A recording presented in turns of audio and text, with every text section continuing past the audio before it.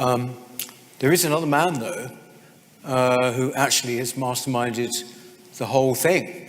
And indeed, his capacity for organisation and for work is, well, it's almost embarrassing because I can't match it. He's going to talk to us a lot more now about locals and indeed why we need it. Our national organiser, Stephen Balogh.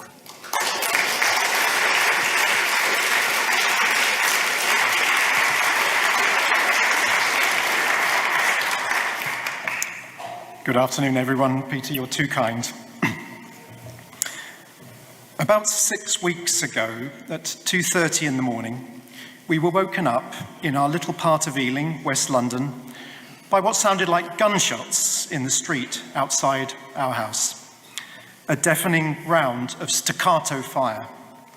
Reaching our window at the front, we cautiously peered out and saw that a large box of fireworks had been placed right in the middle of the street. By then, that first volley had just finished, and the large group of men and boys that had assembled, some of them obviously primary school age, were starting on a second box. By this time, I was dialing the police. As it turns out, were several other neighbours also. But this is not what shocked me. We've occasionally had hijinks of various sorts during our 25 years in the neighbourhood, from all sorts. What shocked me was noticing that a car with an open sunroof had started moving down the street slowly, kids jumping and dancing around it, with a third box of fireworks jutting out and angled up and forward in an unmistakable simulation of a mobile rocket launcher targeting our very houses. To their credit, the police responded quickly, proportionately and effectively, and there has been much less antisocial behaviour from that quarter since. But in our very same road, there is a family who, since the last time I spoke in this hall on the 7th of October, have been wary of leaving their house for fear of hostility.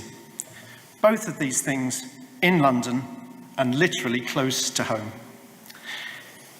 I'm an unashamed apologist for the essential trio of family, community, nation.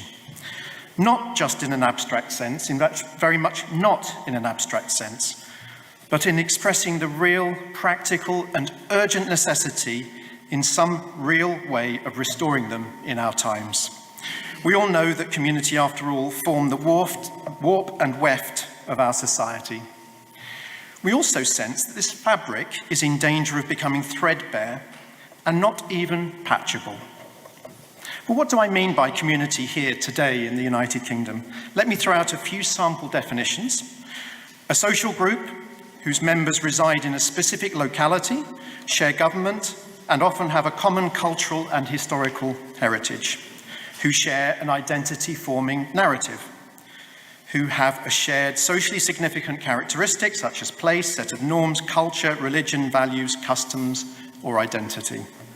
These definitions might be good, they are good, but are ultimately insufficient because they also fit a sectarian, Hobbesian model of society made up of competing communities. This is where I believe connection with nation comes in. In the UK today, for me, the definition of a healthy community must be one that is working for the good of the whole body, not just a defined subset. One that brings about high trust between people who don't know each other very well, that reaches across class and background.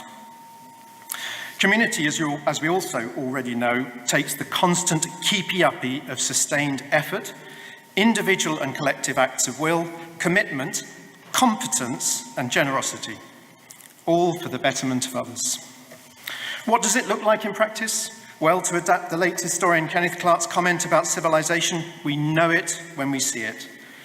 And we certainly know the opposite when we see it. A simulated rocket launcher attack at 2:30 a.m., for instance, or people fearing to leave their houses. And indeed, the other examples we've been hearing about in the course of this session and throughout the day. So under attack, we certainly are. The late great novelist Anthony Burgess, in his dystopian novel 1984, we've heard about 1985, I should say, 1984 we've heard about already, that was written in the late 1970s, describes a general social demoralization, a fatalism born from lack of care, a scant regard for the value and dignity of people as individuals and as members of the communities that they are part of. And Burgess, in his book, deliberately contrasts this with the growing presence of an organized and highly disciplined manifestation of Islam. This hopeless, broken society so described seems once more to be taking hold in our country. On this, I think we can all agree. You only have to look around at the decaying, edgy, alienating, sometimes feral feel of much of our urban landscape, and even sometimes well beyond. But why is it the case? Like others who've spoken today, I believe it is the outcome of disempowerment, of loss of agency, loss of a rooted sense of community and nation. But I also see this trend being brought about deliberately, not simply through passive neglect, perhaps even amounting to conscious replacement of the entire cultural structure. Out goes the encouragement and championing of voluntary assent, of associative activity based on a shared understanding. In comes control and coercion against them. All against a drumbeat of wounding denigration that is a prelude to total demolition. Such a tactic is, of course, a long-time trick used by occupying forces in wartime to subdue the population, but I see it being used in equal measure here and now. So what can we do about it, we as individuals and we as NCF? I'm going to propose three things. Firstly, cultivate and practice open-minded curiosity. Seek out different points of view and sources of information. Secondly, exercise healthy skepticism over everything you hear and read. Cross-reference and validate wherever you can. These, of course, take an investment in time, effort, and will, but a very necessary one. So what is the third thing I propose? Actively build community where you live and where you work. And this is where NCF Locals comes in. Exactly a year ago at our Birmingham NCF conference that many of you I know attended, we talked about our NCF Locals pilots in which we were looking to establish groups in various places, often with a launch event. In fact, that very conference gave rise to our now thriving Birmingham group. By the end of the year, we'd reached a total of 9 and decided to go nationwide during 2024. By the end of next month, after the current set of launch events around the country, we will be nearly 30 such groups, halfway to our target of 60, goodness, by the end of this year.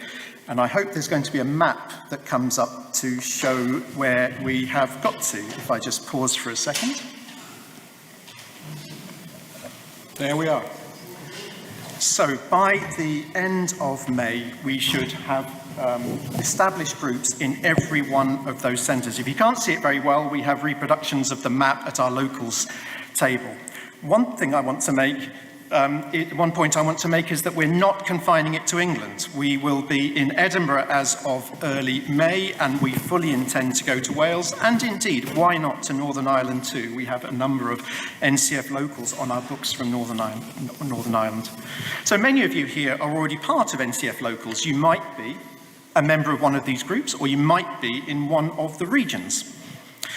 Thank you for being part of it. For those not yet part of it, how does it work and what can you expect? So firstly and fundamentally, it provides concrete reassurance that you are not alone within your locality in still thinking 2 + 2 = 4, that the definition of a woman is an adult human female. This alone can give a critical psychological boost. Secondly, and building on this, it provides the opportunity to associate together with others in your group. That might mean occasional meetups, sometimes involving a structured discussion or outside speaker, at other times purely social. All are good.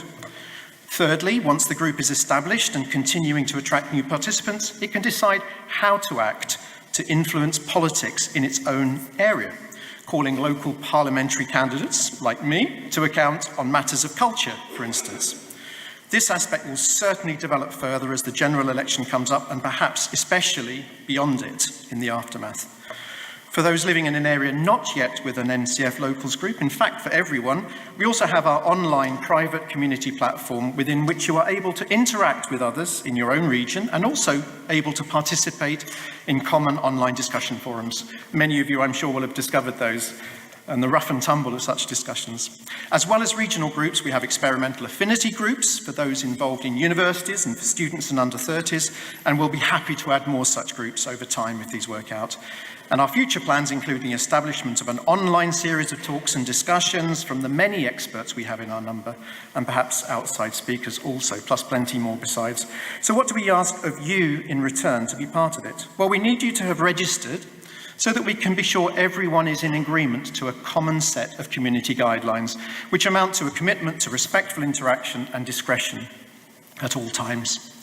We're deliberately keeping it low cost so that we don't have to charge for participation, and you don't actually have to be an existing NCF member because we want to maximise our reach.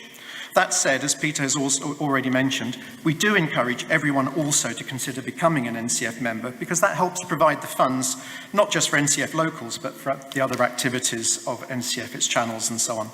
So one more thing, we ask for your time and participation in whatever way you're able to give, whether it's coming along to events and meetups, being active in our online community forums, or just being content to receive a periodic email update. This is because there's a fourth essential part to it, which is the development of NCF as a truly influential national movement. But this doesn't mean everyone has to put their heads above the parapet. Being an NCF Locals participant is discreet and unshowy. Our online community is private, we don't publish who is part of it, and our events are arranged and broadcast in a way, so broadcast as in the notices of them happening, in a way designed to minimise unwelcome attention. So NCF is a very practical way of building community, a new and I would argue unique form of political and social organisation across the country. It is one way you and I can help restore a sense of nation committed to every citizen, not to sectarian interests. Last thing before I close, NCF Locals would be nothing without its rapidly growing number of volunteer organisers, some of whom, Chris, Sheila, Dean and Roland, but there are at least a dozen more of the organisers here today, so those four you've heard speak. Together with deputies and others in support, we now have over 200 and are growing in number all the time of organisers and volunteers. And on NCF's behalf, I thank them all now. So get on board today, talk to any of us afterwards, and let's grow this NCF Locals movement together. Thank you very much.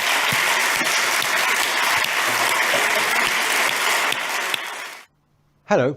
If you're enjoying the New Culture Forum channel and you believe in our mission, may I invite you to join our membership scheme at the link below or on our website, newcultureforum.org.uk. Our work is more important now than ever, and we have great plans ahead for the future, but we can't do it without your support. From as little as £3 per month, you can help ensure that we continue on our mission. As a member, you'll receive a range of benefits, including access to exclusive content, invitations to our private events, including here at our studios, free copies of our books, and much, much more, including, of course, our famous NCF mug. If you aren't able to become a member, then please help us by clicking this button and subscribing to our channel. It's completely free. Just remember to also click the bell icon so that you can get notifications when we post new videos. Thank you.